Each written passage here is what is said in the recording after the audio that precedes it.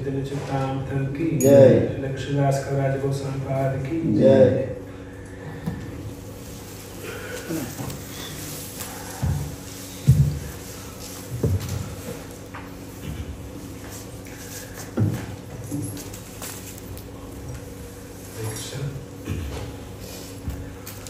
ओम ज्ञानतिमिरान्धस्य ज्ञानाञ्जनशलाकया चक्षुरुन्मिलितं येन तस्मै श्रीगुरवे नमः। श्रीचैतन्यमभीष्टं स्थापितं येन भूतले स्वयं रूपा कदा मह्यं ददाति स्वपदान्तिकं। वन्देऽहं श्रीगुरुं श्रीयुतपदकमलं श्रीगुरुं वैष्णवंश श्रीरूपं साग्रजातं सहगणरघुनाथान्वितं तं सजीवं साद्वैतं सावधूतं परिजनसहितं कृष्णचैतन्यदेवं Shri Radha कृष्णपादान् सहगणललिता श्रीविशाखान्वितांश्च।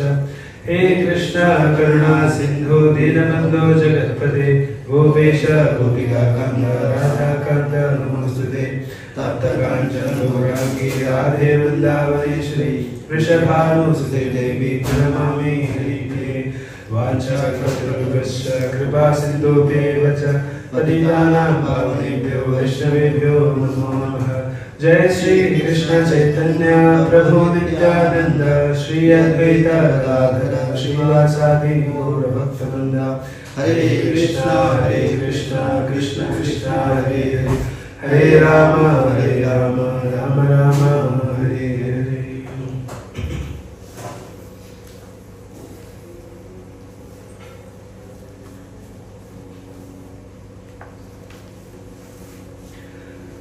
Hare Krishna.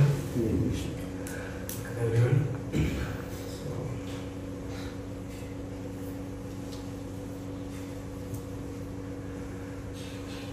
I offer my respectful obeisances unto the lotus feet of all the Vaishnavas, my students gathered here, to my spiritual master, to my Param Guru, to the all Guru Parampara, Shri Goswami Pad, and Gauranga Bhaktavinda, Shri Govardhan, Panchadutta, my beloved deities, Shri Nitai Sachiduta, Giriraj Govardhan, Shri Radha Madhav, and all the presiding deities here.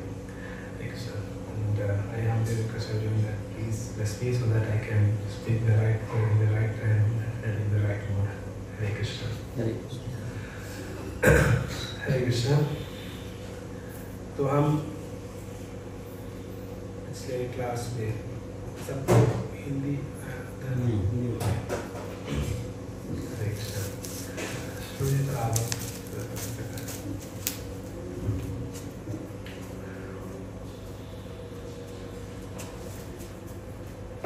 हरे कृष्णा।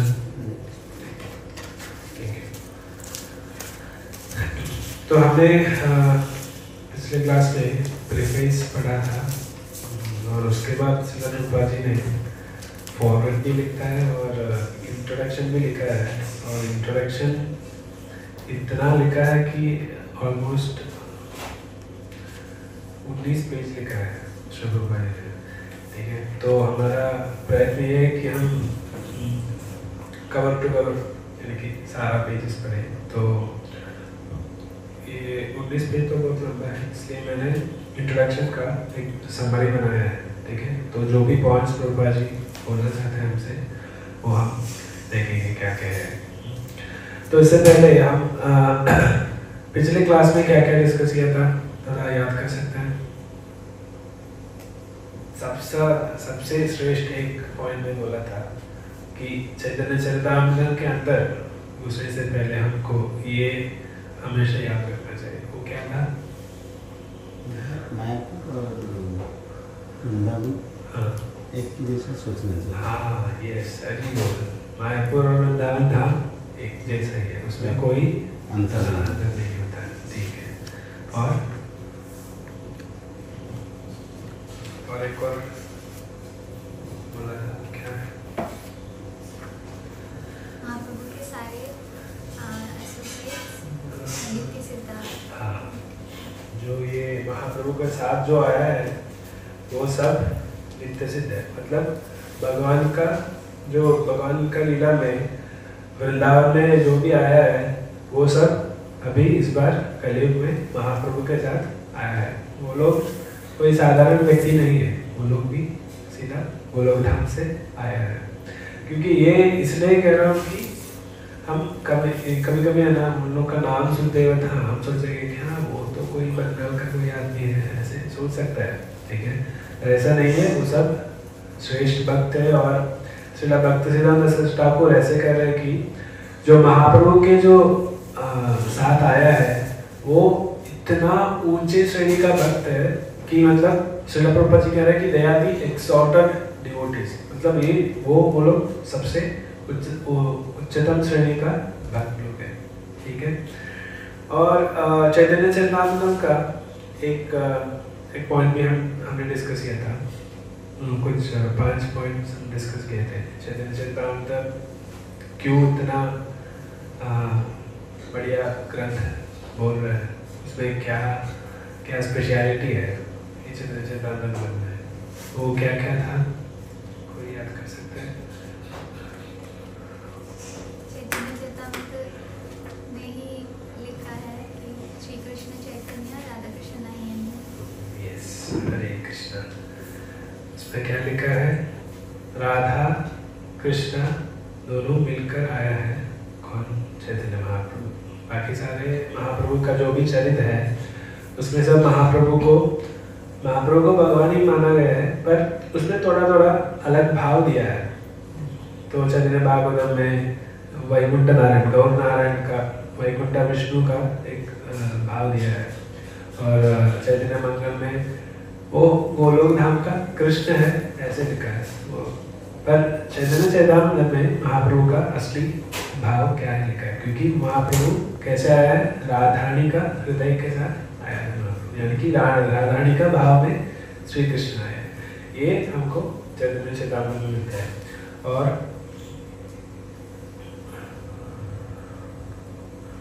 क्या क्या था?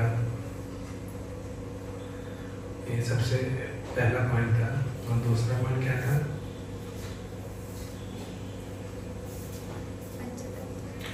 हाँ, पंचतत्व के बारे में श्री कृष्णदास कविराज गोस्वामी चैतन्य चरितामृत में बता रहा है। ये पंचतत्व कौन है? महाप्रभु, नित्यानंद प्रभु, अद्वैताचार्य, गदाधर प्रभु, श्रीवास ठाकुर। ये इन लोगों के बारे में एक्चुअली श्रीला स्वरूप दामोदर गोस्वामी जो महाप्रभु का सेक्रेटरी है, उन्होंने उनका डायरी में लिखा है ये लोग कौन कौन है करके। पंचतत्वात्मकं कृष्णं भक्तरूप स्वरूपकं भक्तावतारं भक्ताख्यं नमामि भक्तशक्ति। लोग पंचतत्वात्मकं कृष्ण, ये पंचतत्व जो बोल रहे हैं ये पांचों आदमी और कोई नहीं है, श्री भगवान ही अलग अलग भावों में आया है। वो कैसे है? भक्त रूप। भक्त रूप मतलब एक भक्त का रूप में आया है। कौन आया है? महाप्रभु। भगवान है पर भक्त का रूप में आया है, वो महाप्रभु है। स्वरूप, भक्त स्वरूप मतलब ये कौन है? भक्त का असली स्वरूप में आया है, वो नित्यानंद प्रभु है। और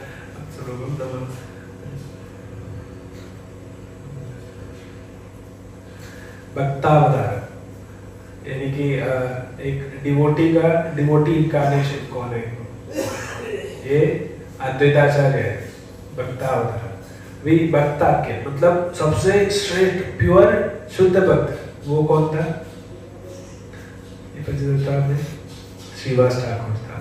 और भक्त शक्ति, वो भक्ति का शक्ति, एनर्जी, भगवान का शक्ति कौन था? गदाधर। भगवान का अंतरंग शक्ति राधारानी का इनकार्नेशन है गदाधर। तो ये पांचों व्यक्तित्व का असली वर्णन हुआ है चैतन्य चरितामृत में। सो पंचतत्व के बारे में भी हमको मिला है। वो कैसे कि जो स्वरूप दामोदर गोस्वामी उनका डायरी में लिखा है वही पास डाउन किया था रघुनाथ दास गोस्वामी को। और यही रघुनाथ दास गोस्वामी हर दिन राधा कुंड का किनारे बैठ के 3 घंटा क्लास देता था। तो ये सुन के कृष्णदास राजा गोस्वामी अपना चैतन्य चरितामृत में लिखते हैं। और तीसरा कौन सा था? गोस्वामी। वृंदावन में बहुत सारे गोस्वामी लोग हैं, पर उनमें से सबसे श्रेष्ठ गोस्वामी लोग का वर्णन किया है कृष्णदास कविराज गोस्वामी, जो षड गोस्वामी सब अभी ऑर्डर में देख रहे हैं उन लोगों का भी वर्णन किया है। और 4th पॉइंट महाप्रभु का शिक्षा चैतन्य भागवत और चैतन्य मंगल में नहीं है। हाँ, यस, महाप्रभु का चरित्र यानी कि महाप्रभु का लीला है, महाप्रभु का ये जो ग्रंथ है बहुत सारे, उसमें बहुत सारा वर्णन किया है। तो चैतन्य भागवत में, चैतन्य मंगल में, ये सब महाप्रभु का लीलाओं का बारे में बहुत वर्णन किया है। पर महाप्रभु जो शिक्षा देने के लिए आया है वो महाप्रभु कब किया था? संन्यास देने के बाद महाप्रभु ने शिक्षा दिया था। रूप सनातन शिक्षा, राय रामानंद, सार्वभौम भट्टाचार्य, सबको महाप्रभु शिक्षा दे रहे हैं। ये शिक्षा मतलब ज्ञान दे रहे हैं, कैसे भक्ति करना है वो सिखा रहे महाप्रभु। वो संन्यास लेने के बाद महाप्रभु ये दे रहे हैं। ये सब चैतन्य चरितामृत में आ रहा है। और लास्ट पॉइंट क्या था? महाप्रभु एक भक्त के अवतार मूड में है और कभी-कभी सुप्रीम पर्सनालिटी गॉड। जो महाप्रभु स्वयं भगवान है और वो स्वयं भगवान भक्त का भाव में आया है। ये बहुत सारी जगहों पे यानी कि महाप्रभु क्यों भक्त का रूप लिया था? क्योंकि महाप्रभु को जानना था कि राधा रानी कैसे भगवान का सेवा करते हैं, राधा रानी को इतना आनंद कैसे आता है, वो समझना था महाप्रभु को। इसलिए महाप्रभु राधा रानी भगवान का सबसे श्रेष्ठ भक्त है। ठीक, जो भी भक्त उनके सामने कुछ भी नहीं है, राधा रानी सबसे श्रेष्ठ है। तो वही सबसे श्रेष्ठ भक्त का यानी कि राधा रानी का हृदय, राधा रानी का भाव लेके महाप्रभु इसलिए आया कि राधा रानी भगवान को सेवा करते वक्त राधा रानी को कितना आनंद कैसे मिलता है, वो आनंद आस्वादन करने के लिए महाप्रभु राधा रानी का भाव लेके आया था। और ये जो भाव महाप्रभु कब प्रकट करता है? वो संन्यास देने के बाद यानी कि गंभीर लीला में 18 साल महाप्रभु जब पुरी में गंभीरा में राय रामानंद और स्वरूप गोस्वामी के साथ रहे थे, तब ये सब महाप्रभु ने प्रकाशित किया था। यानी कि वो अष्टसात्विक का भाव सब जो इतना प्रेम में आता है, भगवान का एक बार भगवान का नाम सुनेगा तो भी महाप्रभु ओ कृष्ण कहाँ है तुम, ओ श्याम सुंदरा कहाँ है तुम, ऐसे रोते थे। हर दिन महाप्रभु यही सुन के रहते थे। ओके, ठीक है। तो हम अभी इंट्रोडक्शन देखेंगे। तो इंट्रोडक्शन एक्चुअली श्रील प्रभुपाद जी का एक लेक्चर है जो ISKCON शुरू हुआ था मतलब 1966 में, और अगला साल अप्रैल में श्रील प्रभुपाद जी ने न्यूयॉर्क में एक लेक्चर दिया था। ठीक है, वही लेक्चर का ट्रांसक्रिप्शन है जो इंट्रोडक्शन में दिया है। ठीक है, तो श्रील प्रभुपाद जी क्या क्या कहना चाहते हैं हमको? एक्चुअली क्यों इंट्रोडक्शन लिखता है? हर एक बुक ग्रंथ का एक इंट्रोडक्शन होता है। उसमें क्या होता है एक्चुअली, वो बुक के अंदर मतलब वो ग्रंथ में क्या क्या ऑथर बोलना चाहता है, जो लेखक है वो क्या क्या बोलना चाहता है और क्यों बोल रहा है, उसमें क्या है, ये सब है, ऐसे करके वर्णन करना है इंट्रोडक्शन में। सो प्रभुपाद जी यही लेक्चर में चैतन्य चरितामृत में श्रील प्रभुपाद जी चैतन्य चरितामृत क्यों लिखा इंग्लिश में, और वो ये क्यों बताना चाहता था, क्या क्या बताना चाहता है श्रील प्रभुपाद जी, वो सब अभी इंट्रोडक्शन में हम देखेंगे। तो पहला आपको श्रील प्रभुपाद जी का भाव कैसा था? तो इतना क्या होता है विनम्रता से श्रील प्रभुपाद जी ने लिखा है, क्योंकि जो श्रील प्रभुपाद जी का गुरु है भक्तिसिद्धांत सरस्वती ठाकुर और उनका पिता श्री भक्तिविनोद ठाकुर, दोनों ने चैतन्य चरितामृत का भाषण लिखा है। ठीक है, वो लोग जो लिखा है उसका आसपास कभी भी कहीं भी नहीं आएगा श्रील प्रभुपाद जी ने जो लिखा है, पर श्रील प्रभुपाद जी ने ऐसे लिखा है कि हम साधारण जन को वो पढ़ के समझ में आए क्या क्या इसके अंदर है, क्या क्या श्रील प्रभुपाद जी बोलना चाहते हैं। वो इतना उच्चतम श्रेणी का भक्त है, उत्तमाधिकारी होता है, पर वो नीचे आके हम जैसे कनिष्ठाधिकारी लोगों के लिए हम कैसे समझ सकता है, वही लेवल पे आके श्रीला प्रभुपाद जी हमको चैतन्य चेतामृत लिख के दिया है इंग्लिश में, ठीक है। और श्रीला प्रभुपाद जी ये क्यों लिखा है वो भी श्रीला प्रभुपाद जी बोल रहे हैं, क्योंकि श्रीला महाप्रभु का, चैतन्य महाप्रभु का इम्पोर्टेंस क्या है, वो कौन है, और राधा रानी का भाव में श्री कृष्ण भगवान आया है, ये सब हमको बताने के लिए श्रीला प्रभुपाद जी ये लिखा है। और ये जो कृष्ण प्रेम है, जो भक्ति का एक श्रेष्ठ लेवल क्या है, वो भी श्रीला प्रभुपाद जी बोलना चाहता था, क्योंकि वो टाइम पे है ना सब लोग जो भक्ति मार्ग बोल के कुछ ना कुछ विचार करते थे, मतलब अधर्म के पास में रहते थे वो लोग। तो ये सब हम जैसे यानी कि श्रीला प्रभुपाद जी जैसे संत महाजन को वो देखे बहुत घम हो रहा था, इसलिए वो लोग ने ये सही तरीके से कैसे भक्ति करना है वही सिखाने के लिए ये लिखा है। और सामान्य जन को भक्ति का, शुद्ध भक्ति का, भक्ति सेवन में लगाते रहने के लिए श्रीला प्रभुपाद जी ये सब लिखा है, ठीक है। अभी हम इंट्रोडक्शन में हम श्रीला प्रभुपाद जी क्या क्या बोल रहे हैं वो हम थोड़ा देखेंगे। पहले एक दो पैराग्राफ में श्रीला प्रभुपाद जी ये बोल रहे हैं कि ये जो सामान्य जीव और भगवान का बीच में क्या अंतर होता है, क्या क्या अंतर है। पहले ये सामान्य जीव कौन है, भगवान का अंश है ना। तो भगवान के अंश और भगवान में क्या क्या फर्क होता है, हो सकता है।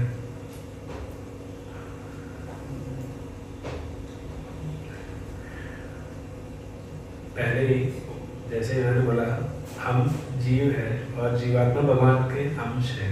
अंश मतलब एक छोटा हिस्सा है, पर वो पूर्ण है, भगवान पूर्ण है, तो भगवान इतना शक्तिमान है और हम उसका एक छोटा सा हिस्सा है। तो हम जितना भगवान शक्ति प्रोसेस करते हैं उतना हम प्रोसेस नहीं करते हैं, पर भगवान का जो भी गुण है, मतलब क्वालिटीज है, वो हम पे है, पर वो भी एक छोटे मात्रा में है हमारे हम सब जीवात्माओं के शरीर में है, ठीक है। और पर कुछ लोग हैं, वो लोग ये बोलते हैं कि अरे हमारे अंदर भगवान है और हम खुद भगवान है, हमको एक ही जिंदगी है, वो ऐश वैश करना, जिंदगी मस्ती से जीना, यही सबको सिखा रहा है। वो लोग हाँ ये सुन के सब लोग हाँ यही सही है भाई, यही सही है बोल के सब लोग उस पर जाता है। ये श्रीला प्रभुपाद जी सबको अच्छे सही रास्ता दिखाना चाहता था, ठीक है। और कभी कभी कुछ लोग ऐसे सोचते हैं कि हाँ भगवान कृष्ण आया था और उनका 16,108 पत्नियां थे, तो वो भी ऐसे स्त्री संग में रह के ऐश कर रहा था, मस्ती कर रहा था, ऐसे बोलते हैं कुछ लोग। पर भगवान कभी भी माया का प्रभाव में प्रभावित नहीं है। वो क्यों? क्योंकि माया क्षण प्रकृति सूयते सचराचर। भगवान गीता में क्या बोल रहे हैं? माया क्षण प्रकृति, मेरे कहने से ही ये जो प्रकृति माया काम कर रहा है, मतलब माया भगवान का दासी है। तो ये दासी का असर कैसे उनका वो उसको बढ़ेगा? नहीं बढ़ेगा, क्योंकि वो भगवान है और भगवान कभी भी माया का पकड़ में नहीं आता है। पर हम जीव है, हम जीव माया का पकड़ में आता है, ठीक है। और यही जो मायावादी लोग हैं वो इसमें यही बात में थोड़ा कंफ्यूज है। ये वो लोग क्या बोलता है, हाँ नहीं वो भगवान भी स्त्री संग किया, हम भी ऐसे करेंगे बोल के वो लोग अब सिद्धांत प्रचार कर रहा था। तो इसलिए श्रीला प्रभुपाद जी उसको मिटाना चाहता था। इसीलिए श्रीला प्रभुपाद जी ये जो मायावाद सिद्धांत का इधर खंडन कर रहे हैं, क्योंकि भगवान माया के अधीन है और हम माया का हाथ पकड़ में है। ये बात श्रीला प्रभुपाद जी पहले बता रहे हैं, ठीक है। और उसके बाद श्रीला चैतन्य महाप्रभु क्यों भक्त का भाव में आना चाहता था और कैसे भक्ति करना वो महाप्रभु खुद दिखा रहे हैं हमको। कैसे वो एक भक्त का भाव में आके भक्त कैसे कैसे भगवान का सेवा कर रहे हैं, ये हमको खुद प्रैक्टिकली हमको सिखा रहे हैं। ये हमको श्रील प्रभुपाद जी दिखा रहे हैं। ये महाप्रभु ये सब इसलिए किया कि ताकि हम सीख सकें, यानी कि महाप्रभु को देखे हम सीख सकें कि भक्त ऐसे ही भक्ति भगवान का सेवा करते हैं। और श्री चैतन्य महाप्रभु उनका जो भी 48 साल वो यहाँ रहा, उसके बीच में जब संन्यास लेने के बाद महाप्रभु इतना स्ट्रिक्ट था, जैसे एक सन्यासी कैसे उनका जीवन बिताता है वो महाप्रभु ने सही तरीके से दिखाया।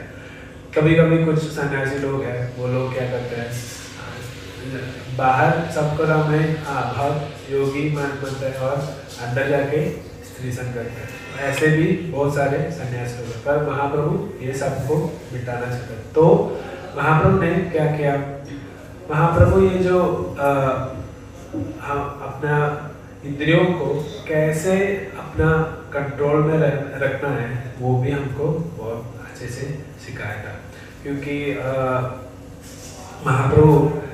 महाप्रभु का एक एसोसिएट था छोटा हरिदास करके, वो क्या करता था कि महाप्रभु का संग में रह के वो सन्यासी लोग कैसे अपना पेट भरते हैं, भिक्षा लेके।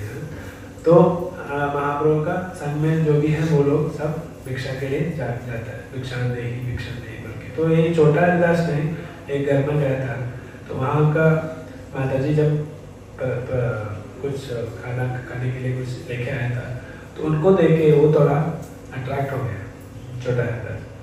पर उन्होंने मन में ये रखा, वो बात किसी ने बोला नहीं। पर ये जब खाने का चावल ये सब महाप्रभु को लाके दिया, तब महाप्रभु को पता चला कि छोटा हरिदास ने ऐसा एक मन में आशा रख के ये लेके आया था।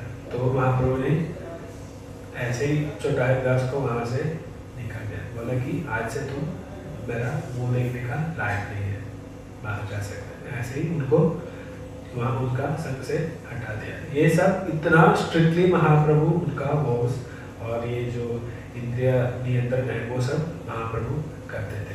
क्योंकि महाप्रभु ऐसे ये जो डबल मेंटालिटी है और क्या बोलते हैं उनको, सबका सामने मंदिर में आके बहुत अच्छा डिवोटी और बाहर जाके डिवोटी का कपड़ा ही कुर्ता धोती खोलेगा तो वो बन गया अलग आदमी। ऐसे नहीं, महाप्रभु ऐसे लोगों को महाप्रभु कभी भी एक्सेप्ट नहीं करता था। ये महाप्रभु सिखा है, ये भी श्रील प्रभुपाद जी ये हमको बता रहे हैं। ओके, और आगे जाके हमारा जो जीव का असली स्वरूप का बारे में महाप्रभु हमको सिखा रहे हैं। ये श्रील प्रभुपाद जी बोल रहे हैं। तो जीव का स्वरूप क्या है, तो बहुत बार सुने हैं, नित्यदास। किसका नित्यदास? कृष्ण कृष्ण नित्यदास। माया का भी दास होता है, हम सब लोग माया का ही नित्यदास है, पर बोलता है कि मैं कृष्ण नित्यदास, पर हम सच में माया का ही नित्यदास है। ठीक है, पर ये ऐसा एक प्रोसेस है, क्योंकि हम माया का भी दास बन के भगवान का दास बनने के लिए कोशिश कर सकते हैं। ठीक है, ये हमको सिखा रहे हैं जी। ऐसा नहीं है कि तुम माया का दास छोड़ के सीधा भगवान का दास नहीं बन सकते। हम सब माया का ही दास है, पर वो दास का पोस्ट रख के ही हम महाप्रभु को भगवान का सेवा करते रहना चाहिए। तब हमको हमारा मेंटालिटी चेंज हो जाएगा और हम सीधा स्लोली ये माया का दास पोस्ट छोड़ेगा और भगवान का दास बन जाएगा।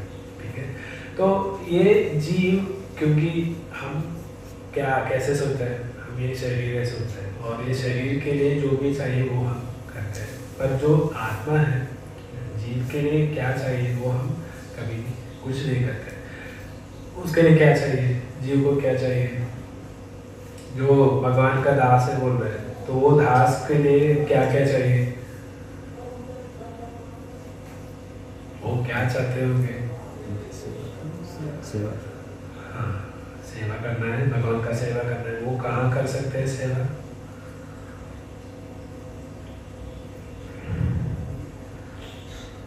अपने अपने घर पे कर सकते हैं, पर वो करने से पहले हमको सीखना चाहिए ना। तो पहले हमको एक भक्त का संग में आना है, तो वो हम हमारा मंदिर में आ सकते हैं और भक्त संग से हम कैसे सेवा करना है सीख सकते हैं और अपने अपने घर में भी हम प्रैक्टिस कर सकते हैं। ठीक है, तो इधर श्रील प्रभुपाद जी ये कहना चाहते हैं कि भगवान और जीव का एक अंतर भी बता रहे हैं, क्योंकि भगवान परमात्मा है, ये परमात्मा का एक हिस्सा है, हम सारे जीवन। भगवान गीता में कहते हैं, क्या कहते हैं? मैं वांशो जीवलोके जीवभूता सनातन, मेरा ही अंश है जीवभूता, और वो सनातन है, वो कभी मरता नहीं है। ये तो पहले ही अर्जुन को बता रहा है, नैनम चिन्नन्ति शस्त्राणि नैनम दंताः। ये जो आत्मा को ऐसे ब्लेड से काट नहीं सकता है, उसको फ्राई नहीं कर सकता, उसको कुछ नहीं कर सकता, वो सनातन है, वो हमेशा जीवित रहेगा, उसको कोई किसी को भी हानि नहीं कर सकते जीवात्मा को, क्योंकि वो भगवान का अंश है। पर हम क्या करते हैं, हम ये जो शरीर है वो कुछ साल के लिए हमको दिया है, ये शरीर को फील करते रहते हैं। तो ये बात, ये जो जीवात्मा और भगवान का बीच का अंतर क्या है और जीवात्मा का स्वरूप क्या है, ये आने वाले पैराग्राफ में बताया है। और उसके बाद अभी हमको समझ में आया कि हम कृष्ण का दास है। ठीक है, तो हम कैसे भगवान का सेवा कर सकते हैं? यानी कि अभी देखो, हम बहुत सब लोग गृहस्थ लोग हैं, अपना बीवी बच्चा है, मम्मी पापा है, सबको संभालना है, तो हम उनको ये हमारा ड्यूटी है। यानी कि बच्चे लोग है, बीवी है, मम्मी पापा, इन लोग को संभाल के उसके बाद भगवान का सेवा करूं, ऐसे होना चाहिए, या भगवान का सेवा पहले करूं और उसके बाद इन लोग का संभालना करना है? गृहस्थ का काम, गृहस्थ का जो हमारे शास्त्रों में इतना अच्छे से वर्णन किया है, एक आदमी को इतना खुशी से, अभी देखो ये तो भौतिक जगत है, ये तो भगवान बोल रहे हैं कि ये एक जेल है हमारे लिए। ठीक है, जो भगवान की लोग छोड़ के यहाँ आया है, खुद का अपना जिंदगी मस्ती करना चाहते हैं, वो लोग इधर एक जेल में फंसा हुआ है। एक्चुअली ये भौतिक जगत एक जेल है, पर फिर भी भगवान इतने दयालु है। भगवान हमको ये सारे ग्रंथों में और वेद लिख दिया है, 4 वेद दिया है, 18 पुराण दिया है, ये सब इसमें भगवान ये बता रहे हैं कि इधर ये जेल में भी आप खुश रह सकते हैं। कैसे रह सकते हैं? हम अपने, भगवान ने 4 वर्णों का बनाया है। हम शूद्र है तो शूद्र का धर्म क्या है, वैश्य का कर्म क्या है, क्षत्रिय का कर्म क्या है, और ब्राह्मण का भी धर्म। वो अच्छे से करेगा तो हम खुश ही रह सकते हैं इधर। पर प्रॉब्लम ये है कि ना, हम इधर ही रह जाएगा, अभी बारंबार इधर ही जन्म चक्र में फंसाया रहेगा। तो इसका बाहर हम आना चाहते हैं, तो इसलिए हमको क्या करना है? भगवान बोल रहे हैं कि स्वानुष्ठितस्य धर्मस्य संसिद्धिर हरितोषणम्।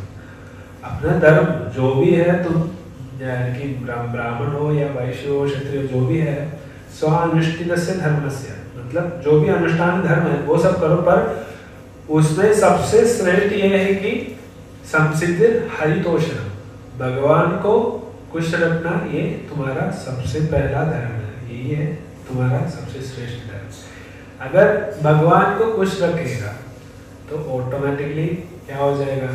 सब लोग खुश हो जाएगा, क्योंकि ऐसे बोल रहे कि कृष्णा तुष्टे जगत तुष्टे। अगर भगवान खुश है तो पूरा जगत खुश हो जाएगा। तो ये हम हमेशा याद रखना चाहिए। हम कभी भी है ना, जब भी हम हमारा जिंदगी में कुछ ना कुछ इंसिडेंस आता है, हम किसको प्रायोरिटी देते हैं? अपने लोगों को ही, है ना, नहीं तो हमारा फैमिली को ही हम प्रायोरिटी देते हैं। पर ये प्रायोरिटी थोड़ा हम भगवान को दे दो।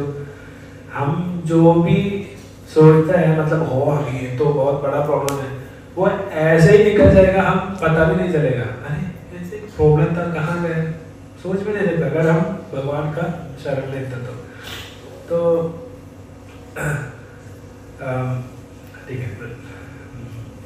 तो श्रील प्रभुपाद जी ये बोल रहे हैं कि हम एक जीव ऐसे सेवा करना चाहिए, हमारा जो भी एबिलिटी है, हमारा मुंह से, कान से, आँख से सब मिलके हम भगवान का सेवा में लगाना चाहिए ये सब हमारे इंद्रियों को। और जो भी बोल रहे हैं वो भगवान का गुणगान बोलना है, जो भी सुन रहे हैं भगवान का गुणगान सुनना है, और किसी से बात कर रहे हैं तो भी भगवान का बारे में बता रहे हैं। ऐसे अगर एक जिंदगी जिएगा ना तो वो अलग लेवल का ही होगा। हम अभी जो भी कष्ट हम सह रहे हैं वो सब हमारे जिंदगी से ही मिट जाएगा। हम उस वो हम अगर देखो अभी कुछ प्रॉब्लम आता है तो हम क्या करते हैं, वो प्रॉब्लम सॉल्व करने के लिए हम दिमाग लगाते हैं, है ना। पर हम अगर भगवान का सेवा में है तो प्रॉब्लम आ जाएगा और जाएगा, तो ऐसे ही जाएगा, हम उसके लिए कुछ करना ही नहीं पड़ेगा हमको, ठीक है। तो यही भगवान हमारा भगवान हमको महाप्रभु भक्त के रूप में आके प्रैक्टिकली हमको दिखा रहे कैसे एक भक्त आप अपना सारा इंद्रियों यानी पूरा शरीर भगवान का सेवा में लगाना है, और उससे क्या होता है हमारा जो भी प्रॉब्लम है वो सब हमारा मिट जाएगा। ज्यादा गोपाल कृष्ण भगवान की जय, सुंदरमाई की जय, की जय। ठीक है, तो इसमें क्या बोल रहा था, हमारा सारा शक्ति हम भगवान का सेवा में रहना चाहिए, जितना हम कर सकते हैं उतना हम करना चाहिए। वो यानी कि है ना, आज पूरा शक्ति देके हम ये नहीं कर पाएगा, पर क्या बोलते हैं something is better than nothing. कुछ ना कुछ करेगा तो वो अच्छा है, बिना कुछ करने के से भी अच्छा है, कुछ ना कुछ करेगा तो हम थोड़ा आज इसी क्षण से हम थोड़ा सा सेवा करना शुरू करना चाहिए, ठीक है। और अभी हम जीव का स्वरूप हमको पता चला, भगवान का दास है, और भगवान का दास कैसे भगवान का सेवा में लगना चाहिए वो सब सिखाया। और अभी जब सेवा में लग के हम एक भक्त बन जाएगा तो हम एक वैष्णव बन जाएगा, तब एक वैष्णव का जो भी क्वालिटीज है वो वैष्णव कैसे होना चाहिए उसका भी बारे में महाप्रभु बता रहे हैं। तो वैष्णव का सबसे श्रेष्ठ क्वालिटी ये है कि वो जब भी मुंह खोलेगा भगवान के बारे में ही बताएगा, जब भी मुंह खोलेगा और भगवान के बारे में बताएगा, हम जो भी सुनते हैं वो सुनते ही रह जाएगा, क्योंकि वो इतना प्रेम भाव से भगवान का बारे में बता रहे हैं। और ऐसे कह रहा है कि है ना, एक महाप्रभु जब संन्यास लेके पुरी गए थे तब हर साल नवद्वीप से भक्त लोग ये पुरी रथ यात्रा के लिए आते थे, ठीक है। तब सब लोग इसलिए जा रहे हैं कि रथ यात्रा भी है और हम उनको डबल बोनस है। क्या है कि नवद्वीप से जब महाप्रभु संन्यास लेके गया था तब उसके बाद कोई महाप्रभु वापस नवद्वीप नहीं आया है, तब से महाप्रभु उनका हेडक्वार्टर्स पुरी बना दिया था। तो ये नवद्वीप वासियों को बहुत इच्छा था महाप्रभु को देखने के लिए, ठीक है। तो जब पूरी रथ यात्रा के लिए आएगा तो जगन्नाथ को भी देख सकता है और महाप्रभु को भी देख सकता है, इसलिए बहुत आनंद था उन लोगों को आने के लिए रथ यात्रा में। तो रथ यात्रा में आया और एक भक्त ने पूछा, महाप्रभु ये जो वैष्णव एक वैष्णव कहलाता है वो कौन है, कैसे होता है एक वैष्णव? तो महाप्रभु ने बताया कि अगर दिन में एक बार भगवान का नाम वो बोलता है, जब करता है, वो वैष्णव है। वो सब लोग हरि बोल सब लोग कुछ अच्छा वैष्णव ऐसे होता है कि अगर दिन में एक ही बार कृष्ण का नाम बोलेगा तो वो वैष्णव होता है, ठीक है। अगले साल यही भक्त ने यही सही प्रश्न महाप्रभु से पूछा, क्योंकि उनको थोड़ा डाउट होता है, एक बार बोलेगा तो वो बंदा एक बार बोलता है और बाकी बाहर जाके इतना खराब काम कर रहा है, वो कैसे वो वैष्णव होता है? तो उसको थोड़ा डाउट आया, तो फिर से यही क्वेश्चन महाप्रभु को पूछा। तो महाप्रभु ने जब बोला, जो भी भक्त उनका 16 माला, जितना माला है गुरु ने दीक्षा देने के साथ बोला है, वो माला बिना मतलब वो अच्छे से मतलब निष्ठा से वो कर रहे हैं, वही मतलब हर टाइम भगवान का नाम जप कर रहे हैं, वही वैष्णव बोला। हाँ, तब उनको कुछ हाँ यही बात बोलना था, आप भी बोला कि ये एक ही बार वो कैसे होता है, तो थोड़ा लेवल बढ़ा दिया महाप्रभु ने। ठीक है, तब इन्होंने वापस आया और देखा कि ये लोग जब कर रहे फिर भी ये लोग ऐसे ऐसे बाहर आके ना जो वैश्य है वो अपना दुकान में अगर कोई दुकान चला रहा है तो उनको थोड़ा तो फ्रॉड करना ही पड़ेगा, तो वहाँ शिला प्रभुपाद जी बोल रहे हैं। तो ये सब देखे अरे वैष्णव तो हर टाइम सत्य मतलब वो कभी भी झूठ नहीं बोलता है, पर ये तो इधर आके बाहर आके शॉप में ये क्या कर रहा है, तो उनको फिर से लौटाया। तो महाप्रभु के पास जाके पूछा, महाप्रभु कौन है वैष्णव, कैसे होता है वैष्णव? तो महाप्रभु ने आंसर दिया कि जिसको देखते वक्त किसी ने जब करना शुरू किया, वही मतलब जब जो व्यक्ति जब करना शुरू किया वो नहीं, जिसको देख के किसी ने जब करना शुरू करता है वो व्यक्ति वैष्णव होता है। तो इधर महाप्रभु 3 लेवल्स दे रहे हैं हमको। ठीक है, पहले क्या था, दिन में एक बार नाम जप किया तो वो भी वैष्णव है, और दिन में हमेशा नाम जप करते रहता है वो भी वैष्णव है, और जिसको देख के दूसरा आदमी जप करना शुरू होता है वो भी वैष्णव है। तो जो महाप्रभु ने जो बोला उसमें कोई गलती है? तो ये तीनों वैष्णव है या इसमें से कोई एक वैष्णव है? हाँ, ये तीनों वैष्णव ही है। तो वैष्णव का अलग अलग लेवल होता है। तो हमको ये भाग भी हमको बहुत याद रखना चाहिए कि बंदा पहले मंदिर में आता होंगे और एक माला जब करके वो भी वैष्णव है, उनका निंदा नहीं करना है, उनको ऑफेंस नहीं करना चाहिए, उनको भी वैष्णव मान के हम बहुत ह्यूमिलिटी दिखाना चाहिए। ठीक है, और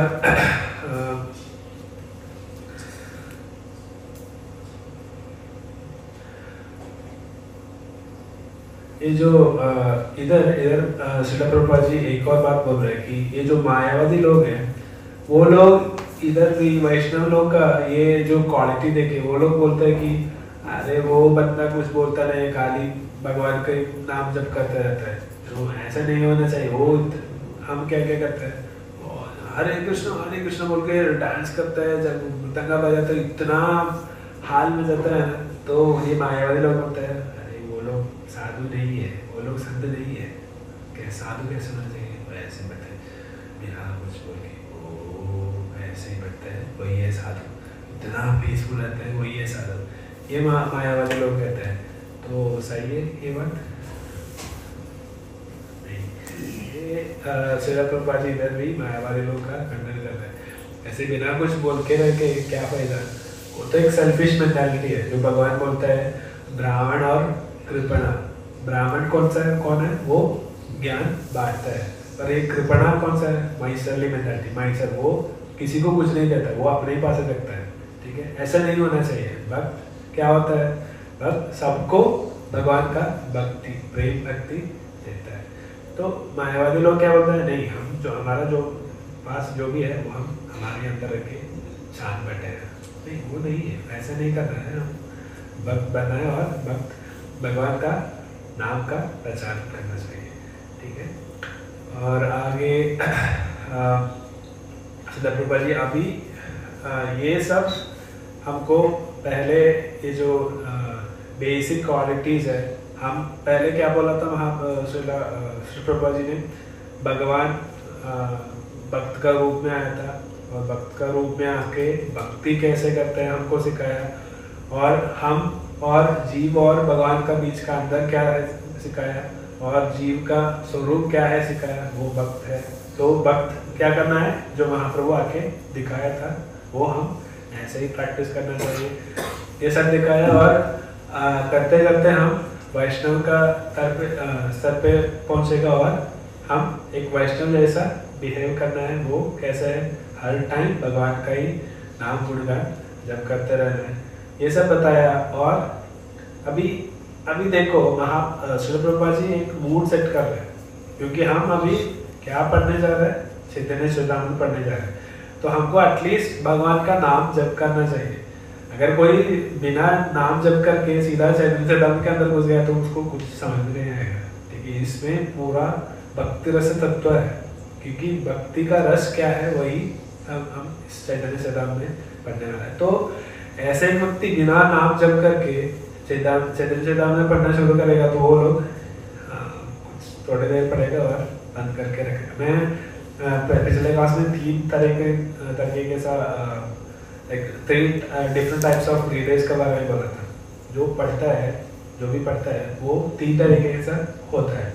पहला कौन सा था, वो उसको बहुत क्यूरियोसिटी है, अरे इसका अंदर क्या बोला है, थोड़ा हमको मुझे पढ़ना है, इसका अंदर क्या है, वो उसको एक क्यूरियोसिटी होता है, वो क्यूरियोसिटी के साथ वो पढ़ता है। और दूसरा कौन था, वो बिना कुछ भी नहीं, वो ऐसे ही केयरलेस भाव में, मतलब आलसी भाव में वो अरे बुक पढ़ा है, ठीक है, वो थोड़ा खोल के नहीं करा, पर उसको तो कुछ समझ में नहीं आएगा। और बाद में वो अभी जो पढ़ के है ना, वो लोग अरे ये इसमें क्या लिखा है, और उन्होंने कुछ ना कुछ गलती से इंटरप्रेट किया तो वो अपराध भी करें। तो ऐसा एक दूसरा टाइप है। और तीसरा है भक्त, वो फुल अब्सॉर्प्शन, अपने आप पूरा दिल लगा के पढ़ता है और समझता है।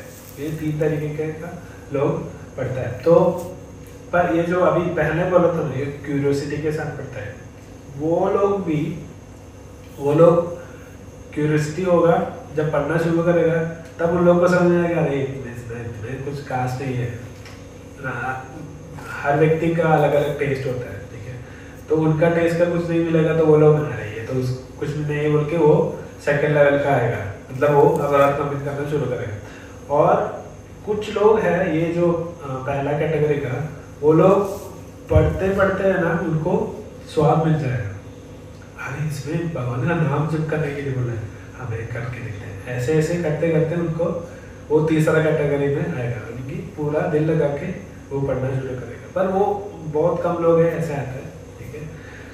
पर फिर भी हम जो भी चैतन्य चेतामृत सब पढ़ने जा रहे हैं, तो हम कैसे पढ़ना है, श्रील प्रभुपाद जी और श्रील प्रभुपाद जी के गुरु सब लोग ये कह रहे हैं कि हम एक गुरु का शिक्षण में पढ़ना चाहिए। नहीं तो एक व्यक्ति अगर को अभी हमको है ना, बहुत सारे यूट्यूब में, फेसबुक में सब हमको बहुत सारे आध्यात्मिक प्रभाषण देने वाले लोगों को मिलेगा। हम ठीक है, हम सुनने के लिए कोई प्रॉब्लम नहीं है, सुन सकते हैं, पर हम ये चीज जरूर याद रखना है, जो वो व्यक्ति का थोड़ा बैकग्राउंड चेक करने का। बैकग्राउंड मतलब वो कौन सा फैमिली से आ रहा है, वो क्या करता है, वो नहीं, कुछ नहीं। वो ऐसे कह रहे हैं कि ना, ऋषि मूला और नदी मूला ये कभी भी चेक करना नहीं चाहिए बोल रहा था, क्योंकि है ना, अभी वाल्मीकि महर्षि कौन था, वो तो मृगारी करके इतना खतरनाक किलर था वो, ठीक है। हम अभी बोलता है ना साइको किलर, वो ऐसे साइको किलर था। वो कैसा है ना, ये जानवरों को कैसे मारता है, वो ऐसे ही काटेगा और वो उधर देखते रहेगा। वो ऐसे वो जीव मर रहा है ना, वो देख के वो आस्वादन करता था। वो ऐसा एक साइको किलर था ये मृगारी, और वो बन गया वाल्मीकि महर्षि, है ना। तो ऐसा बैकग्राउंड नहीं देखना है हम, पर ये बैकग्राउंड यह क्या है कि है ना, वो जो व्यक्ति, उनका गुरु कौन है हम जरूर देखना है। अगर उनका कोई गुरु नहीं है तो उसका बात कभी भी सुनना नहीं चाहिए। अगर गुरु है तो वो गुरु कौन सा परंपरा में आता है वो भी हमको देखना है। अभी पद्म पुराण में ये कह रहे हैं कि वैष्णव कौन है, ठीक है, नहीं, वैष्णव का इम्पोर्टेंस क्या है बोल रहे हैं। अभी देखो बहुत सारे लोग हैं, वो ज्ञानी है, वो संस्कार सब अच्छे से करता है और ब्राह्मण भी हो सकता है, पर इन तीनों को कभी भी गुरु नहीं बन सकता है। गुरु एक ही व्यक्ति को बन सकता है, वो वैष्णव है। अगर वो व्यक्ति वैष्णव नहीं है, उनको कभी भी गुरु नहीं बन सकता है। वो वैष्णव है तो ही उनको गुरु बन सकता है। तो ये गुरु कौन सा परंपरा में होने चाहिए, हमको 4 परंपरा है, ऑथेंटिक परंपरा से कई लिखा था। हाँ, अरे ये तो हमारा परंपरा है, चारों परंपरा का उत्तर लिखा था ना, ఫస్ట్ 4 ఉంటాయి ब्रह्म संख्या नालू है। कुमार संख्या रुद्र संख्या। हाँ ठीक, हाँ इधर ही लिखा है ना। यस, ये है चारों संप्रदाय जो भगवान से शुरू होता है, क्योंकि ये जो सारे वेदांत, ये वेदों या यानी कि सारे ग्रंथ कहाँ से शुरू होता है, नहीं तो कहाँ से आ रहा है, ये सब भगवान से ही आ रहा है। भगवान गीता में क्या कह रहे हैं, वेदांत कृत वेदविद एव चाह, हाँ मैं ही हूँ, जो भी सारा वेद लिखा है और वेद से जो भी जाना है वो भी मैं ही हूँ, भगवान बोलता है। तो ये सब, ये सारा ज्ञान कहाँ से आ रहा है, भगवान से आ रहा है। तो ये ज्ञान बांटना कौन शुरू करता है, भगवान ही शुरू कर रहे हैं। तो ये जो परंपरा है, जो भी परंपरा वो भगवान से शुरू होना चाहिए। ये जो ऐसा एक 4 परंपरा है हमारा ऑथेंटिक परंपरा, वो है पहला रुद्र संप्रदाय, कुमार संप्रदाय, श्री संप्रदाय और हमारा ब्रह्म माधव गौड़िया संप्रदाय। ये चारों संप्रदाय का अगर वो बंदा कनेक्टेड नहीं है तो शुरू ही मत, ठीक है। क्योंकि हम आप लोग को थोड़ा वो लोग मिसगाइड करेगा। आध्यात्मिक जीवन में हमको अगर अच्छे से हम आगे बढ़ना चाहते हैं तो हम ये चारों संप्रदाय का जो भी कनेक्टेड है उन लोग से सुनना चाहिए, ठीक है।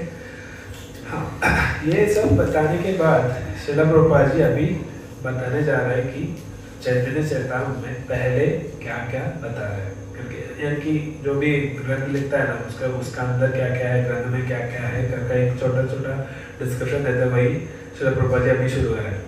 तो श्रील प्रभुपाद जी बोल रहे हैं कि कृष्णदास कविराज गोस्वामी जो चैतन्य चरितामृत लिखा है, तो प्रभुपाद जी बोल रहे हैं कि कृष्णदास कविराज गोस्वामी गुरु परंपरा से शुरू कर रहे हैं, यानी कि अपने गुरु, जो भी गुरु है उन लोग को सब प्रणाम करके उन लोग का आशीर्वाद देने के बाद चैतन्य चरितामृत लिखना शुरू करते हैं। तो पहला हमारा जो श्लोक है वो अपने गुरु परंपरा का, अपने गुरुवर को वो प्रणाम कर रहे हैं, इतनी विलंबता से वो प्रणाम कर रहे हैं, वो हम सीखेंगे। और उसके बाद चैतन्य महाप्रभु गौरांग तत्व क्या है, नित्यानंद प्रभु का तत्व, नित्यानंद तत्व क्या है, अद्वैत तत्व क्या है, गदाधर पंडित क्या है, वो कौन है, उनका तत्व, और श्रीवास ठाकुर वो कौन है, वो क्या है, ये सब बता रहे हैं। और इसमें ये भी कह रहे हैं कि अभी देखो कृष्णदास कविराज गोस्वामी ऐसे एक साधारण व्यक्ति नहीं है। हम सुना है कि अष्टसखी है ना, भगवान का राधा रानी का 7 अष्टसखी है, और ये अष्टसखी है, 8 सखी के साथ एक और असिस्टेंट है मंजरी, ओके। एक हेड मंजरी होता है, मतलब मंजरी मतलब 13 साल का लड़की लोग है, ये मंजरी, ठीक है। वो बहुत सारे 13 साल ये लड़कियां होता है, पर उनका एक लीडर होता है। तो ऐसे 8 ग्रुप्स है, उसका 8 ग्रुप्स का एक लीडर है, और ये एक लीडर ये अष्टसखी लोग का असिस्टेंट है, ठीक है। तो ये जो 8 मंजरियां हैं वो 8 गोस्वामी बन के इधर भगवान का महाप्रभु का लीला में आया है। जो पहला है हमारा षट गोस्वामी, और उसके बाद लोकनाथ गोस्वामी और कृष्णदास कविराज गोस्वामी। सो कृष्णदास कविराज गोस्वामी कस्तूरी मंजरी करके एक मंजरी है भगवान का, निकुंज में जो सेवा कर रहा है। तो ऐसे एक व्यक्ति को किसको रेस्पेक्ट देना है, किसी को भी रेस्पेक्ट देने का नहीं। वो हम क्या करते हैं, अगर हमको किसी बड़े व्यक्ति को जानते हैं, हम क्या बोलते हैं, हाँ मैं इनका आदमी हूँ, ठीक है, मेरे साथ ये मत करना, ये मत बोलना, ऐसे आप बोलते हैं ना। पर इधर इतना ऊंचे स्तर का भी हो, फिर भी हमको कृष्णदास कविराज गोस्वामी यही सिखा रहे हैं कि हम अपने गुरु को इतना सम्मान देना है, और क्यों देना है ये सब हमको दिखा रहे हैं पहले अध्याय में कृष्णदास कविराज गोस्वामी। और ये गुरु तत्व क्या है, गुरु क्या है, अपने गुरुवर्ग क्या है, भगवान क्या है, और भगवान का विभिन्न प्रकाश यानी कि भगवान का विस्तरण, उनके बारे में भी श्री कृष्णदास कविराज गोस्वामी बता रहे हैं। और अभी श्री प्रभुपाद जी टॉपिक के बारे में आ रहे हैं कि चैतन्य चरितामृत पोस्ट ग्रेजुएट स्टडी है, वो क्यों इतना उच्च श्रेणी का ग्रंथ कैसे हो रहा है, क्योंकि श्री प्रभुपाद जी इसमें एक ये स्टेप बाय स्टेप प्रोग्रेशन बता रहे हैं। पहले हम भगवद गीता पढ़ना चाहिए, उसके बाद भागवत और उसके बाद चैतन्य चेतामृत। ये क्यों ऐसे बोल रहा है पता है हमको? क्योंकि भगवद गीता कौन बोला था? भगवान ने बोला था, है ना? कोई डाउट है उसमें? ठीक है। तो भगवान ने क्या बोला? भगवान ने सारा फिलोसफी हमको बता दिया, यानी कि अर्जुन को सारा सिद्धांत बता रहे भगवान। पर ये जो सिद्धांत है वो कैसे अपनी जिंदगी में फॉलो करना है ये भगवान नहीं बता रहा है, ठीक है? भगवान बहुत सारा फिलोसफी बता रहा है, पर ये भक्ति और कर्मयोग है, ध्यान योग है, ये सब कैसे अपनी जिंदगी में करना है वही ये भगवान नहीं बता रहे भगवद गीता में, ठीक है? पर भागवत में हमको ये सब कैसे अपने जिंदगी में प्रैक्टिकली कर सकता है ये हम देखता है, क्योंकि बहुत सारे राजाओं का, भक्तों का बहुत सारे चरित्र हैं श्रीमद् भागवत में, और भगवान के भक्तों के बीच का बहुत सारे लीलाएं हैं श्रीमद् भागवत में। ये हमको सीखने को मिलेगा श्रीमद् भागवत में। और चैतन्य चरितामृत में इसके अलावा जो इससे भी ऊपर क्या मिल सकता है? हम अभी पहले बोला था कुछ पॉइंट्स, उसमें से आप किसी को बोल सकते हैं चैतन्य चरितामृत में क्या हमको सीखने को मिलता है? ये जो अभी भगवद गीता और भागवत में जो नहीं है वो राधा गोपाल कृष्ण भगवान की जय, सुंदरमाई की जय, गोविंदाई की जय, सुंदरमाई की जय, देव की जय। जो भगवद गीता और भागवत में नहीं है वो क्या है? एक अलग सा चीज जो चैतन्य चरितामृत में मिल सकता है, भक्त रस। हाँ, भक्त रस। ओके, ठीक है। तो अभी देखिएगा तो श्रीमद् भागवत में अगर आप दशम कर लिया तो उसमें गोपी लोग भगवान को सेवा कर रहे हैं, प्रेम भाव से ये सब कर रहे हैं, तो वो भक्त रस नहीं है। चैतन्य चरितामृत में महाप्रभु को दिखाता है हमको कैसे वो लोग सब भगवान के भक्त हैं, भगवान के साथी हैं। वो लोग भगवान को प्रेमी भाव से भगवान का सेवा कर रहे हैं। भगवान को जो भी अभी देखो राधा रानी और नहीं, भगवान का जो दोस्त लोग हैं वो लोग भगवान को ना इतना चिढ़ता है ना, कभी कभी वो लोग ऐसे खेलते रहे ना, वो पीछे आके मार के जाता है। वो लोग ऐसे भगवान को बहुत बार मारे रहा है, तो भगवान कभी कभी बोलते हैं नहीं मैं ये खेल खेलना नहीं चाहता।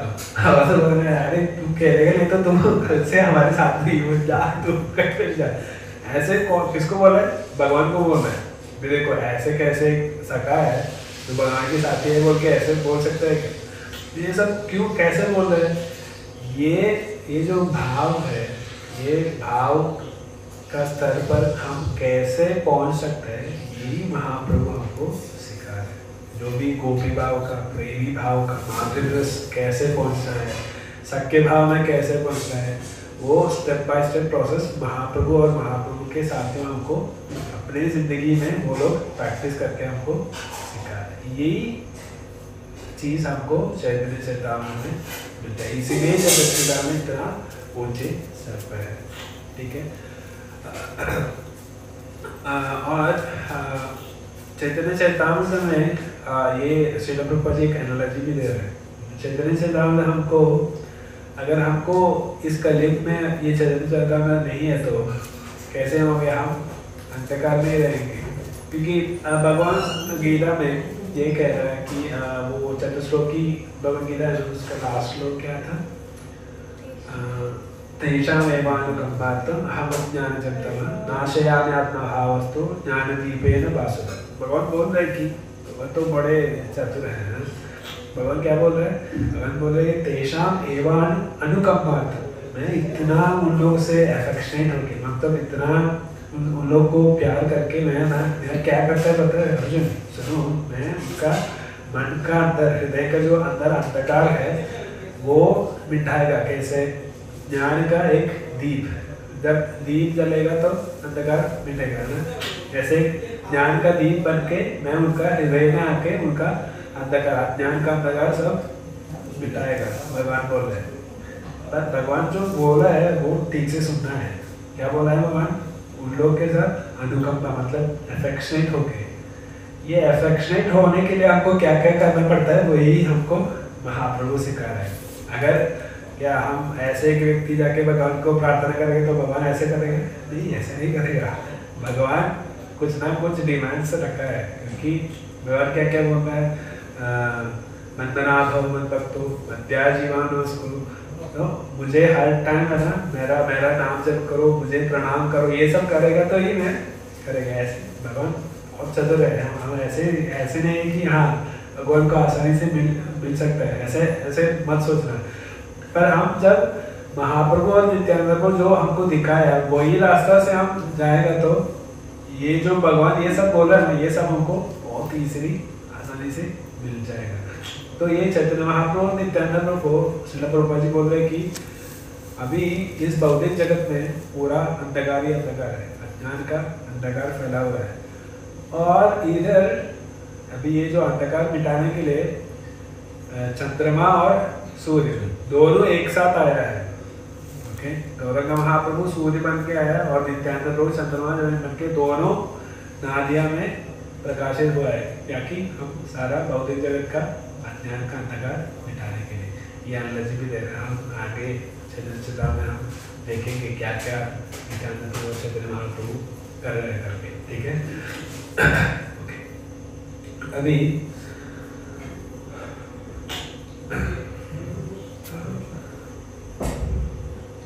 ये वो टाइम पे बंगाल में बहुत सारे मायावादी लोग हैं, और वो लोग मायावादी लोग हैं, और कुछ लोग था कि वो लोग भगवान का आराधना सब करते हैं, फिर भी वो लोग यही चाहते हैं कि हाँ मैं भगवान का शरीर में मिलना चाहता हूँ, यानी कि मतलब एक होना चाहता हूँ, यानी कि भगवान का जो ब्रह्म ज्योति है उसमें लाइन करना चाहता हूँ। ऐसे कुछ लोग सोचते थे। मतलब वो लोग मायावादी नहीं है, भक्त लोग ही है, भगवान का विग्रह मूर्ति का सब सेवा करता है, पर वो लोग ये चाहता है कि मैं भगवान का ब्रह्म ज्योति में सायुजी मुक्ति लेना चाहता हूँ। ऐसे कुछ लोग सोचता था। तो इधर श्रील प्रभुपाद जी भी ये बात भी दिखा रहे हैं हमको, क्योंकि भगवान का 3 एस्पेक्ट्स है। वही जो भागवत में के भगवान कह रहे हैं, वदन्ति तत्त्वविदस् तत्त्वं विज्ञानमद्वयं ब्रह्मेदि परमात्मेदि भगवानेति सत्यते। ये जो तत्व है, ये तो परम सत्य ये है कि भगवान का 3 फीचर्स है, ब्रह्म, परमात्मा और भगवान नेचर। ये तीनों अलग अलग फीचर्स है। यानी कि ब्रह्म ज्योति, ब्रह्मन क्या है? एक प्रकाश है, दिव्य प्रकाश, उसमें हम लैंड करना चाहते हैं। ये सायुज मुक्ति। पर अगर कुछ लाइट है तो वो लाइट किसी पॉइंट से आता होंगे, है ना?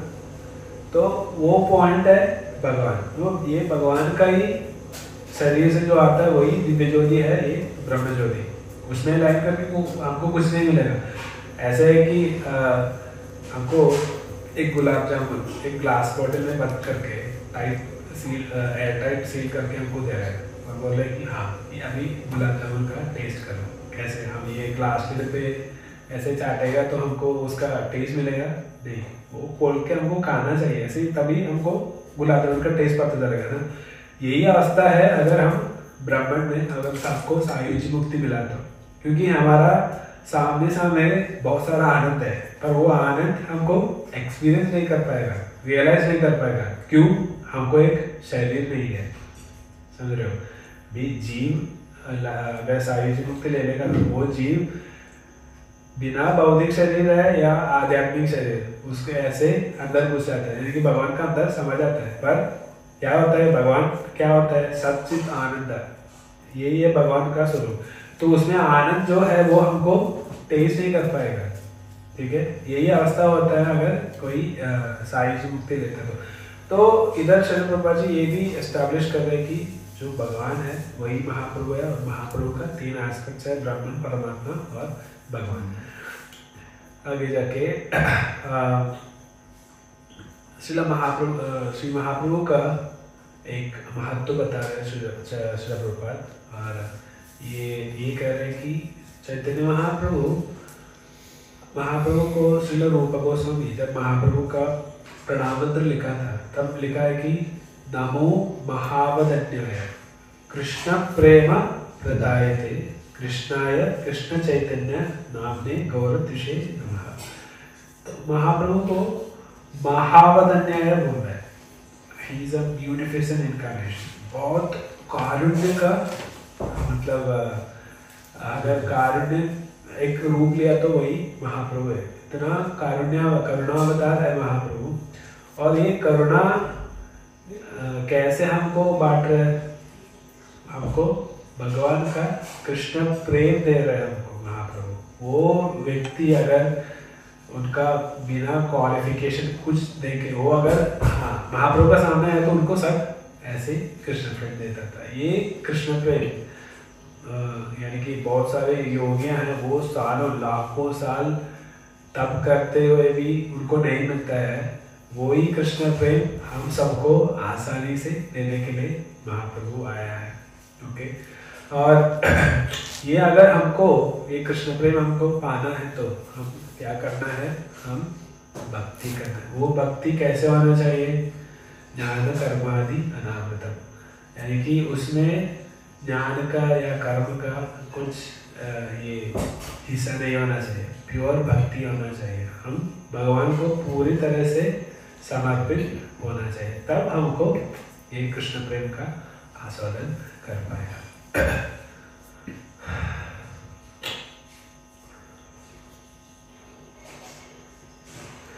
और इसी में ही अगर हम ऐसे ही हम कृष्ण प्रेम अगर पाना शुरू किया तो हमको किसी भाव का स्तर पर पहुंच सकता है। वो कैसे है?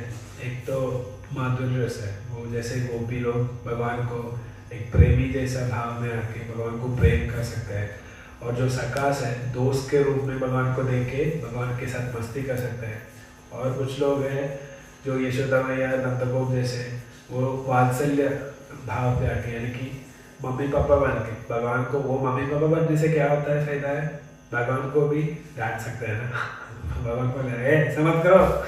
कोई बोल सकता है कि भगवान को, पर मम्मी पापा होने के बाद लोग को बोल सकते हैं। तो वो भी ऐसे ऐसे भावों पे हम पहुंच सकते हैं। कैसे? हम अगर पूरी तरह से भगवान को समर्पण करेगा तो ये पहला स्टेप है हमारा भक्ति जीवन में। हम पहले भगवान को पूरी तरह से समर्पण करना चाहिए। ये एक ही वक्त में नहीं कर पाएगा, पर एक प्रोसेस है ये ग्रेजुअली हमको पूरी तरह से हम समर्पण कर सकते हैं। तो हमको क्या क्या करना है? जो सेवा है, भगवान का नाम जप करना है, भक्त का संग में रहना है, भक्त लोग का सेवा करना है, भगवान का गुणगान करना है। ये सब करते करते हम पूरी तरीके से हम भगवान को समर्पित कर सकते हैं। ठीक है।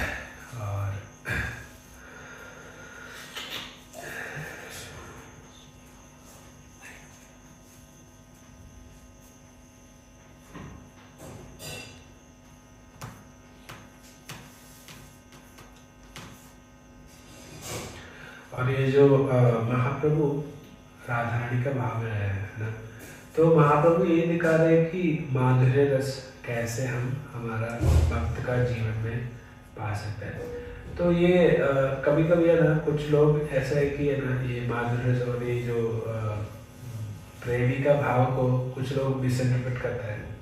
क्योंकि हमको भी ऐसे लड़की लोग के साथ ये कर सकते हैं। कुछ लोग हैं जो साकी बेकी, हाउल बाउल और ये साहिजिया से ऐसे अब्बा सिद्धांतों का प्रचार करते हैं और वो अपनी जिंदगी में फॉलो करते हैं। वो लोग क्या करते हैं कि है ना, वो लोग एक आदमी भगवान का रूप धारण करेगा, 10 पहनेगा और एक फ्लूट पकड़ेगा, और 2-3 लोग हैं यानी कि मर्द लोग ही है, वो लोग क्या करेंगे कि साड़ी पहन के, चूड़ियाँ पहन के वो सखी बन जाएगा। और ये जैसे भगवान कृष्ण और वो सखी लोग रासलीला किया था, ऐसे ये लोग भी नाचना शुरू करेगा और बोलता है कि हमको कोई वाद्य मार्ग का पालन नहीं करना, हम सीधा रागमार्ग में ये पहुंचा है, हम तो ऐसे रागमार्ग का फॉलोअर्स है, ऐसे बोल के सीधा ये भगवान और राधा रानी और ये जो सखी लोग का इमिटेट करता है। वो लोग कभी भी वो भक्ति रस का एक बूंद भी वो लोग आस्वादन नहीं कर पाएगा ये लोग, ये तो बस इमिटेशन और ये क्या होता है एक्टिंग ये रहेगा। फिर उसके बाद है ना वो लोग ही ऑफर करके उन लोग को और भी अदम जन्म लेना पड़ेगा अगले साल में, अगले जन्म में, ठीक है।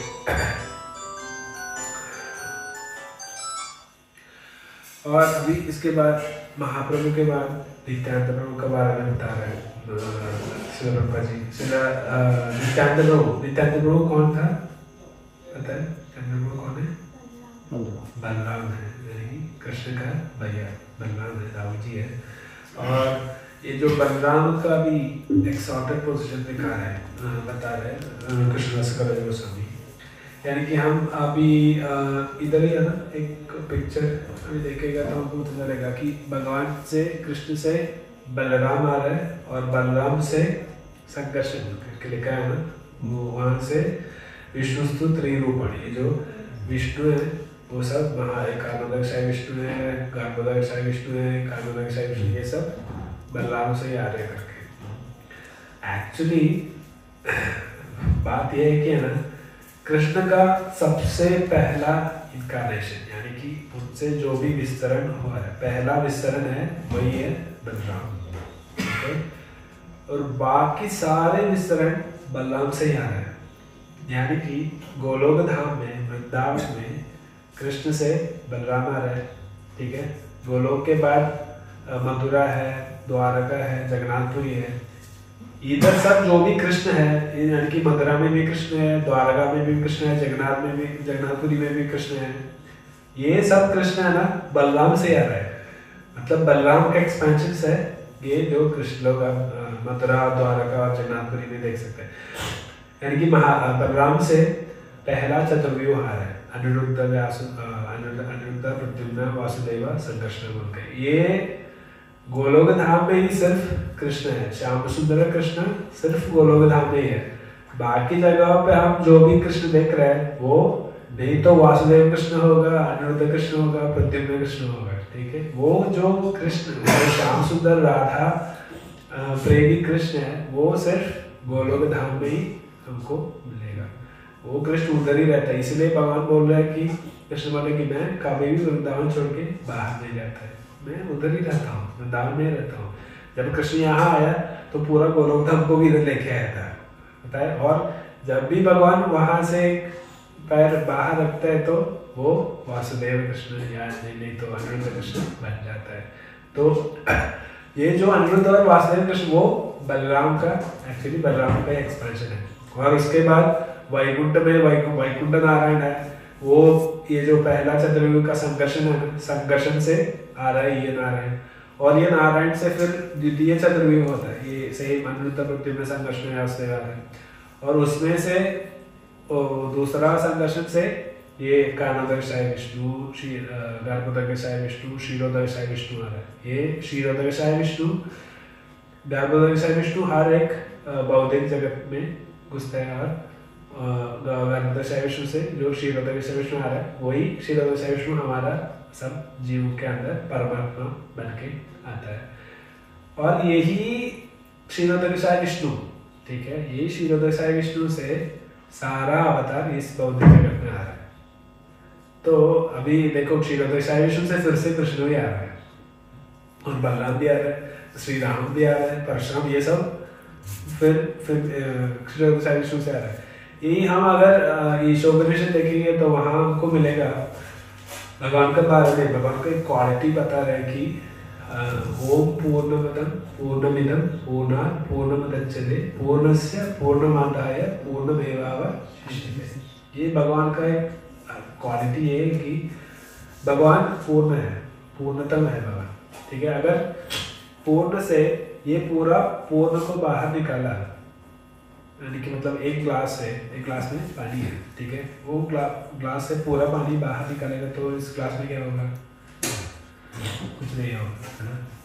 पर भगवान ऐसे ही भगवान पूर्ण है, तो वो पूर्ण से पूर्ण हम बाहर लिया तो क्या रहेगा?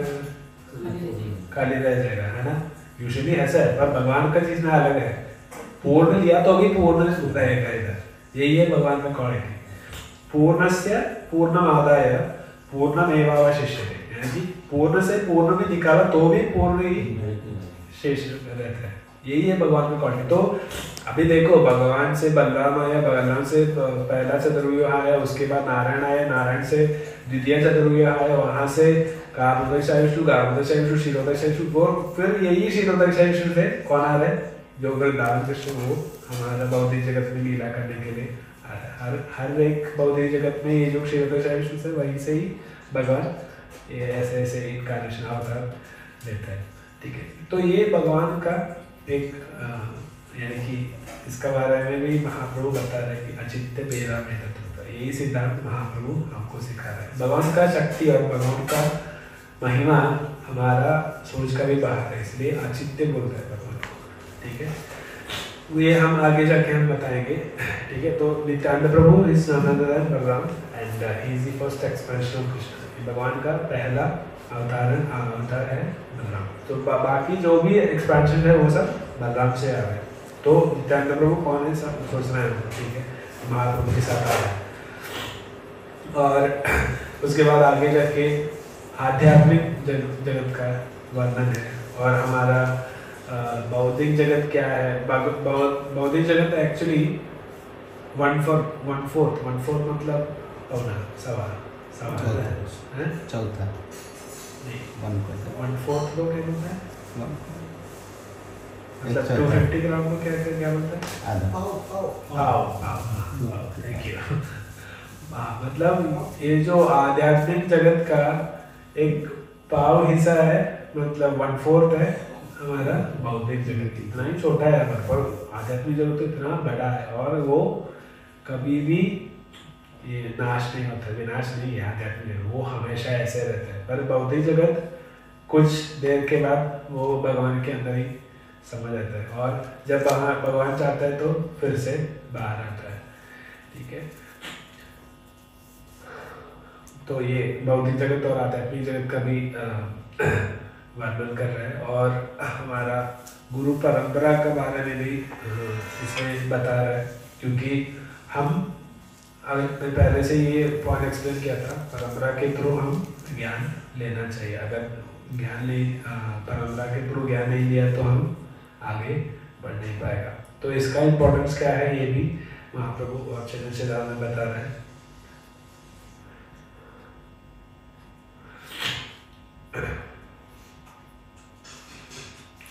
और उसके बाद अद्वैताचार्य के बारे में बता रहे हैं। अद्वैताचार्य कौन है? सदाशिव, ठीक है। हम ऐसे सुना है, सदाशिव बोल के सुना है। अद्वैताचार्य कौन है? सदाशिव सुना। अब हम लोग किसी ने सुना है अद्वैताचार्य सदाशिव है बोल के? क्योंकि पॉइंट ये है कि अद्वैताचार्य महाविष्णु है, ठीक है, और ये सदाशिव है वो महाविष्णु ही है, ठीक है। जो ये सदाशिव, जिस सदाशिव के बारे में बोल रहे हैं, वो सदाशिव जो हमारा बौद्धिक जगत में जो खंड में ये सर पहन के बैठा है, वो शिव नहीं है, ये विष्णु तत्व है सदाशिव, ये वैकुंठ में रहता है, ठीक है। और ये सदाशिव का एक एक्सपेंशन है, ये जो हम अभी भौतिक जगत में देख रहे हैं, वो शिव, वो एक्चुअली सदाशिव से आ रहा है शंभु का एक्सपेंशन से हम अभी हमारा हर एक भौतिक जगत में जो शिव बन के बैठा है वो शंभु का एक्सपेंशन है। और ये शंभु कहाँ से आ रहा है? सदाशिव से आ रहा है। और ये सदाशिव कौन है? विष्णु तत्व है और महाविष्णु है। तो यही सदाशिव का इनकार्नेशन है अद्वैताचार्य। और ये अद्वैताचार्य के बारे में बता रहे हैं और पंचतत्व के बारे में बता रहे हैं आगे। और इसके बाद कृष्णदास कविराज गोस्वामी के बारे में भी बता रहे हैं श्रील प्रभुपाद। एक्चुअली कृष्णदास कविराज गोस्वामी बंगाल में थे, ठीक है। तो बंगाल में रहते ही एक दिन कृष्णदास कविराज गोस्वामी को सपने में नित्यानंद प्रभु आके बताया, तो अभी इसी वक्त वृंदावन जाओ, ठीक है। वृंदावन जाके उधर गोस्वामी लोग हैं, उन लोग के साथ रहने के लिए नित्यानंद प्रभु आदेश देते हैं। और यही सुन के अगला ही दिन कृष्णदास कविराज गोस्वामी वृंदावन चले जाते हैं और वृंदावन जाके वहाँ से उनको आदेश मिलता है कि चैतन्य चरितामृत लिखने के लिए। वो बहुत सारे मतलब बहुत दिनों के बाद उनको ये आदेश मिल रहा है, क्योंकि वो हर दिन रघुनाथ दास गोस्वामी का चैतन्य चरितामृत का क्लास सुनेगा 3 घंटा।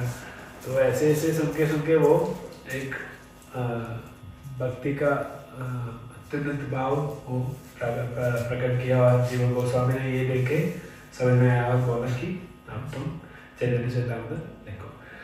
और ये चैतन्य चरितामृत लिखने से पहले वो मदन मोहन से प्रार्थना की थी।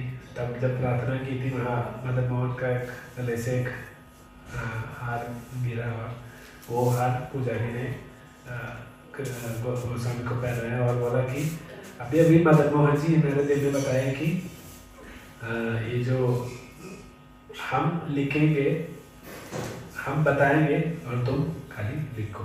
तो मदन मोहन बताया था और ये कृष्णदास कविराज गोस्वामी लिखा था। ये हमारा सामने जो है ये चैतन्य चरितामृत, ओके। और लास्ट में कृष्णदास कविराज गोस्वामी सबको सबसे यही प्रार्थना कर रहे हैं और भगवान से भी प्रार्थना कर रहे हैं कि जैसे राधा गोपीनाथ है, राधा गोपीनाथ कौन है? गोपीनाथ यानी गोपिलों का क्या बोलते हैं रामनाथ है भगवान। ऐसे ही भाव में हम सब पहुंचने के लिए कृष्णदास कविराज गोस्वामी आशा करके ही ये चैतन्य चरितामृत का समाप्त करता है, ठीक है। यानी कि लास्ट में गोपीनाथ राधा गोपीनाथ से प्रार्थना करते हैं कृष्णदास कविराज गोस्वामी ताकि जो भी ये चैतन्य चरितामृत पढ़े उनको गोपी भाव प्राप्त हो जाए, ये बोल के चैतन्य चरितामृत का समाप्ति करें। और यही श्रील प्रभुपाद जी उनका इंट्रोडक्शन का लास्ट में बता रहे हैं, ठीक है। तो ठीक है, तो अगले हफ्ते हम नेक्स्ट फ्राइडे हम फर्स्ट श्लोक शुरू करेंगे, ठीक है। हरे कृष्ण। अच्छा करते कृपा सिंधु वैष्णवेभ्यो नमो नमः। चैतन्य चरितामृत की जय, कृष्णदास कविराज गोस्वामी की जय, चैतन्य महाप्रभु की जय, गौरांग भक्तवृंद की जय, श्रील प्रभुपाद की जय, गुरुदेव की जय। ओम प्रेमानंदे हरि बोल। जय कृष्णदास जय, प्रभुपाद की जय।